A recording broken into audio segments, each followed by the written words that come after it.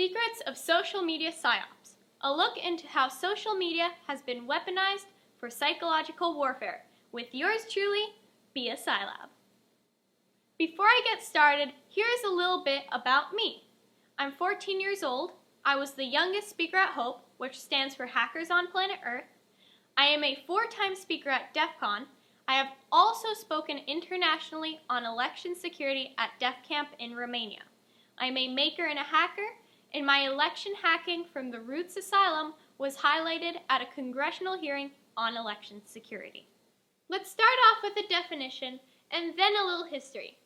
PsyOps is short for Psychological Warfare Operations, which are military operations usually aimed at influencing the enemy's state of mind through non-combative means. Techniques used by military, police, and political forces to influence the beliefs, emotions, and behavior of citizens. At the end of the day, it's all marketing. But instead of a product, they are selling you an ideal. Now, for some history. It was the year 329 BC, and Alexander the Great was conquering empires all around. He quickly took over large parts of Europe and the Middle East. As his armies kept taking over more and more land, the number of soldiers he had started to dwindle, causing Alex to wonder if he could keep all his newfound territory to himself.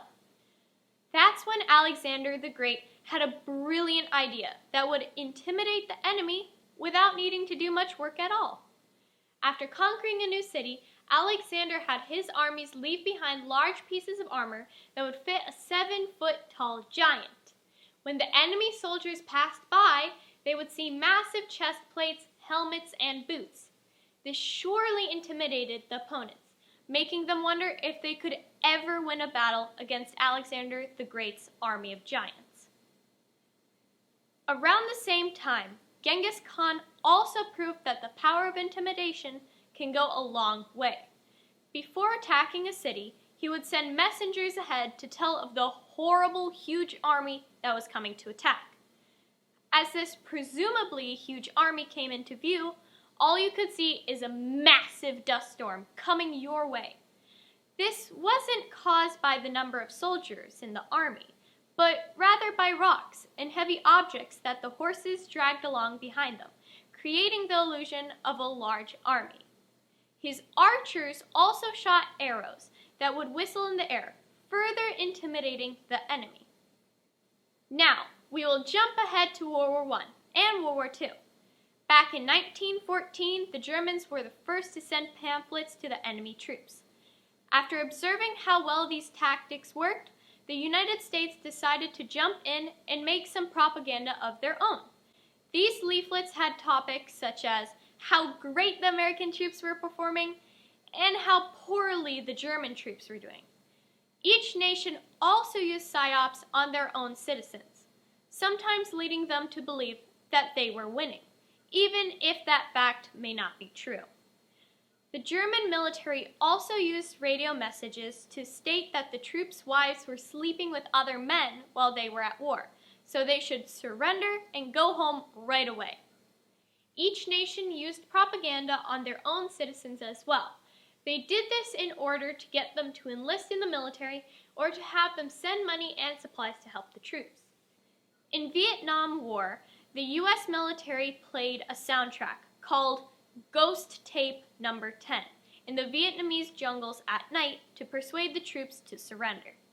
U.S. forces hoped that the operation, codenamed Wandering Soul, would weaken the morale of the Viet Cong and prey on the fears of many Vietnamese. The Vietnamese culture includes beliefs and rituals that show respect for the dead. They believe if a person is not properly buried, they will wander the earth as a wandering soul. In the Gulf War, psychological tactics were very successful because they threatened consequences to those who did not abide by the coalition's rules. The American military also promised the Iraqi troops that no harm would come to them and they would be treated very well if they surrendered. These messages were delivered by airdropping pamphlets and by radio. as it was one of the few options the soldiers in the field had to distract themselves from the war. Many Iraqi troops surrendered holding that pamphlet. The Arabs also tried some PsyOps tactics on the U.S. forces, using a broadcaster by the name of Baghdad Betty. She told the soldiers that while they were out at war, their wives were at home sleeping with celebrities such as Mel Gibson, Tom Cruise, and Bart Simpson. This illustrates why you need to do research on your target audience before launching a campaign. You may be wondering, how can a tiny piece of paper or radio message make a soldier give up all he has already sacrificed? And how can warning messages intimidate entire armies? To answer these questions, let's take a deeper look into each of the prior examples. Before any PsyOps attack is used on an enemy, they're usually tired, hungry, stressed, and even depressed. This makes them even more susceptible to psychological manipulation. All propaganda typically ties into one or more of the 7 deadly sins: lust, gluttony, pride, sloth, wrath, greed, and envy. These 7 sins are the greatest desires known to humankind, so avoiding these feelings in such a horrible condition is virtually impossible. Additionally, they play on the strong human emotions of anger, fear, and hate. These emotions are also the easiest to stir up in an individual. With that in mind, let's look back on Alexander the Great and why he left behind those large pieces of armor. Remember, back then, the average height was much shorter than people today. Picture yourself as one of the soldiers, tracking down Alexander's army and finding giant pieces of armor that are twice the size of yours. That would definitely strike fear in your heart. Genghis Khan used the power of false numbers to his advantage as he stormed through cities and towns. This time, imagine yourself as a soldier in a city near a dusty plain that goes on as far as the eye can see. Suddenly, you hear the sounds of what you believe to be thousands of horse hooves in the distance. A huge cloud of dust appears as you watch your certain doom approaching, practically engulfing your seemingly tiny army by comparison. Again, fear was the emotion used here. In the times of World War I and World War II, you would see propaganda everywhere in your town, coming in forms such as posters, billboards, newspaper ads, and pamphlets. These posters included sayings such as, "I want you for the U.S. Army," which plays on pride, and this one, "He volunteered for the submarine service," which plays on lust. That covers things back home, but what about campaigns on the front lines? Because of the British blockade, getting food to Germany was virtually impossible, leaving the German troops with little rations. This gave the British the idea to send leaflets with pictures of their soldiers eating great food and smiling brightly. Many men went to sleep hungry that night while still holding that paper in hand. This is a perfect example of the use of gluttony in a PsyOps campaign. Now, picture yourself as a Vietnamese soldier walking through a dark, damp jungle in the middle of the night. You're tired, hungry, and just want to go back home to your family, who you haven't seen in weeks. When suddenly, you hear the sound of your fellow soldiers who have died, their souls wandering through the jungle forever, and the eerie sounds of Buddhist funeral music, screaming, crying, and the sounds of ghosts and spirits. Let's take a listen.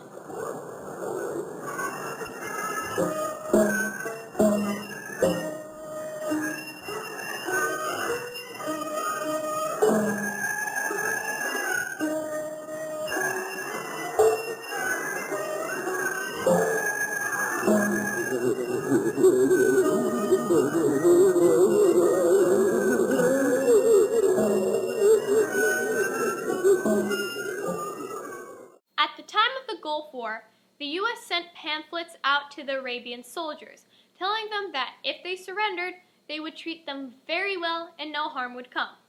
These pamphlets were designed with the help of cooperative Iraqi prisoners of war. They advised to avoid using the color red and to feature soldiers with bowls of fruit, including bananas. Bananas are a delicacy to the Arabians. This played on the sins of greed and gluttony. Back then, they put propaganda wherever a large number of people would see it every day, like posters at a grocery store or an ad in a newspaper. These days, what is a widely used means of sharing opinions and information? That's right, social media. 82% of US citizens have a social media profile. Most likely, you have one too. Propaganda used to be a blunt tool and had to be tailored to appeal to a large general audience. With social media, ads can be targeted directly to a specific audience, making it more likely for someone to engage with the adversary's idea.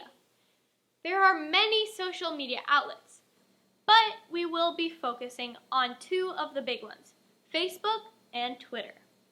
Have you ever noticed that your social media ads seem to be targeting you? The other day you were looking up cupcake recipes, and suddenly your Facebook feed is recommending the baking topic and ads for mixers? That is because the algorithm is targeting you by tracking your likes, searches, who you follow, and who you interact with. You also have a digital fingerprint that ties all your devices, searches, apps, and pretty much everything you do online together. Facebook and Twitter know you better than you know yourself. The data from the algorithm helps them recommend topics, and more importantly, they can target advertising directly to you. This very accurate targeting is why social media has been the preferred delivery method for modern PsyOps. If you have already done some research in modern PsyOps, then this name will be no stranger to you. Cambridge Analytica. Cambridge Analytica was a political consulting firm that used large data sets to target and change the minds of voters. Though the parent company was located in Great Britain, they saw a big opportunity in the United States. Back in 2016, consultants working for Donald Trump's presidential campaign sought out Cambridge Analytica to help him and his campaign team win the 2016 presidential election. Trump's campaign spent over $44 million to run 5.9 million Facebook ads.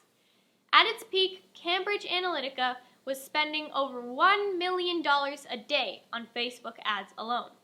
Meanwhile, Hillary's campaign spent $28 million on only 66,000 ads. How are these ads so successful for Trump? It all starts with Facebook personality surveys. Jane Bambauer, professor of law at the University of Arizona, best describes how these surveys started out. In 2014, Alexander Kogan, a young professor at Cambridge University, made a personality quiz called This Is Your Digital Life that attempted to categorize the people who took it into a set of psychological profiles. Almost everyone who took the quiz agreed to let him access not only their public account information, all of it, including every like, but also the profiles of their friends. That's how a few 100,000 survey takers grew into a database of 87 million people. And even though only those few 100,000 took the personality quiz that mapped their psychometric profile, the researcher could use their results to build a statistical model that could then predict the psychometric profiles of the other 86 million Facebook users. The profiles were then provided to the researcher's company, Cambridge Analytica, which used them as assets to try to get political consulting clients like Donald Trump. In 2015, Facebook changed its policies to restrict how third-party companies collect information from Facebook users. By the time the change was implemented, Cambridge Analytica had already received the data. Cambridge Analytica used Facebook personality surveys to sort people into a few main categories. The survey, coupled with other Facebook data they were able to collect, created what is known as an ocean score.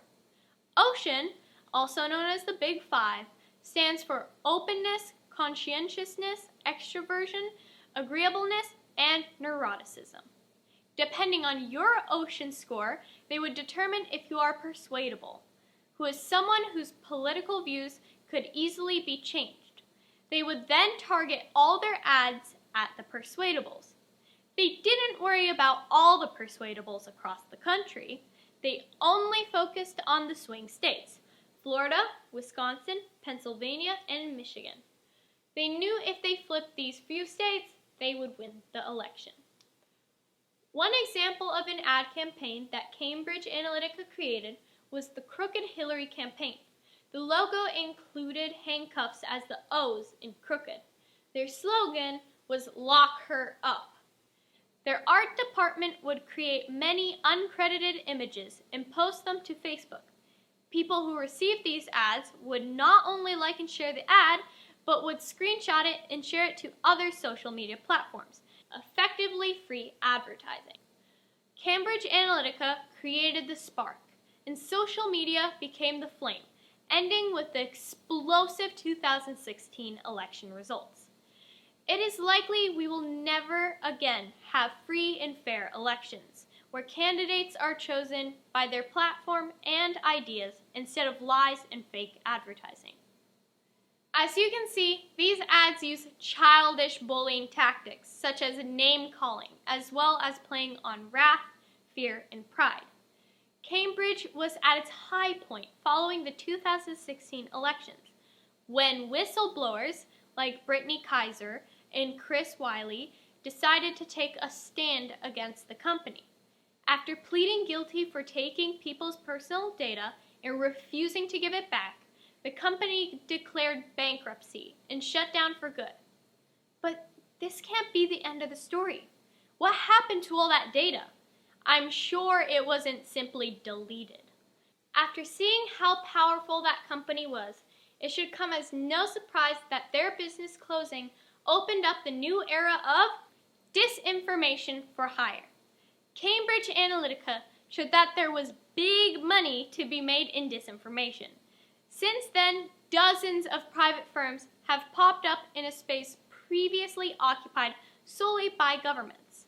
Social media has offered the tools to sow disinformation at a scale to affect anything from a small local government election to spreading disinformation about COVID vaccines or even upsetting a country's election.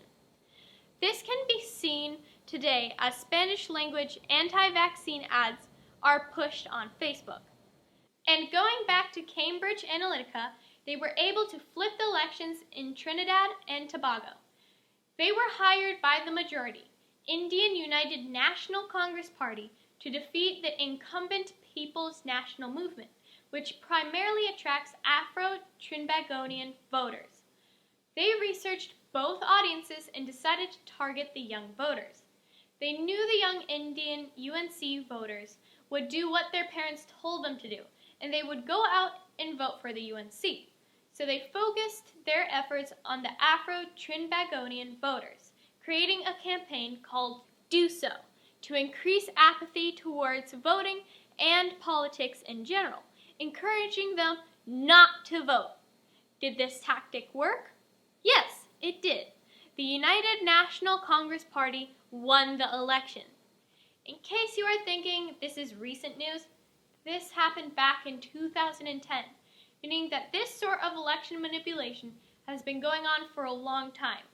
Besides creating campaigns and posting to social media, these private firms offer the ultimate power in a disinformation campaign: deniability. Governments and political figures can contract these disinformation companies to do their dirty work, making it very difficult to trace it back to the source. Content farms produce thousands of legitimate-looking accounts, complete with an untraceable, unique profile picture and a posting history as well. Legitimate user data can be purchased on the dark web to further assist in targeting this disinformation. The bonus is real people spread these conspiracies and lies by sharing and reposting on multiple platforms, giving a huge return on a relatively small investment. If you tell a lie big enough and keep repeating it, people will eventually come to believe it. Donald Trump has been doing this even before he was out of office. He told his constituents that if he didn't win the election, it was rigged, conditioning his followers to rise up if he did not win the election. Once the election results were certified and Joe Biden was declared the winner, Trump started claiming the election was rigged, stirring up wrath in his followers, leading to the January 6th attack on the Capitol. Trump still tells the lie that the election was rigged, despite the total lack of evidence. Yet, his followers believe it. The underlying message to his followers is, if you don't win something, it's because it was stolen from you. Cambridge Analytica wasn't the only one persuading voters in the US. Russian actors also used social media to cause havoc and divide the country. Why in the world would Russia do this? Unlike Cambridge Analytica, they are not out to gain money, but rather power. Soviet Premier Khrushchev said, "We do not have to invade the United States. We will destroy you from within." And that is exactly what Russia is doing, dividing the country so it destroys itself from within. I wonder why everyone tries to gain power by belittling others instead of bettering themselves. If the world was in friendly competition with each other, we could have made so much more progress as a society. The Russian actors created Facebook accounts and groups, as well as Twitter bots, all impersonating US citizens and organized groups. One example of this is South United. As you can see here, this ad was paid for in rubles. People follow these accounts and like and repost the content. One of the ad tools at Facebook allows you to send the ads to friends and people who also follow. And then you can pick from thousands of different keywords.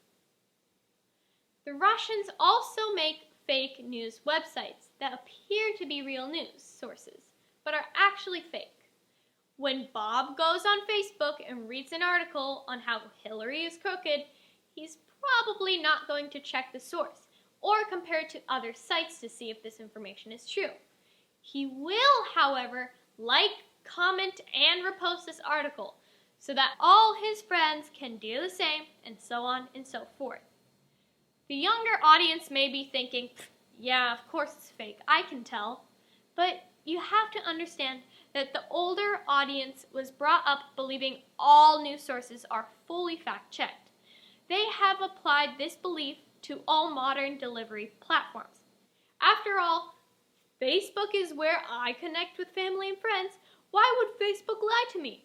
Anyway, this news article must be real because the site it's on looks real. Turns out this newspaper's mailing address is in a shopping mall between the Orange Julius and the Piercing Pagoda. There's also a building in Washington, D.C., full of mailboxes. This gives any blogger living in his parents' basement the ability to list a legitimate-sounding physical address on the bottom of his news site. An interesting fact is that the Russians target both sides, not just one, like Cambridge did. This way they can divide and conquer. In the US, Russian influence reached 126 million people through Facebook alone. They created fake Black Lives Matter memes, and when you clicked on them, you were taken to pages that invited you to a protest. At the same time, they were targeting adversary groups like Blue Lives Matter with similar fake pages, inviting them to a protest at the same location on the same day. The Russian government is organizing face-to-face protests in order to get us to fight with each other and divide the country. So far, we have talked about Facebook, but when you think about political discussions, your mind goes straight to Twitter. Just like Facebook, Twitter is used by Russians and other groups to sow disinformation to the American populace. They are using many of the same techniques that are used on Facebook. One big problem with Twitter is the low bar for entry. This allows groups to use tools that create many bot accounts very quickly. These accounts then go and tweet the same things. Once the bot gets caught and blocked, they simply create a new batch of accounts. The Twitter bots also retweet other bots' tweets, as is shown in this beautiful graphic by Daniel Gallagher. It's just like turtle bots all the way down. I hope some of you got that reference.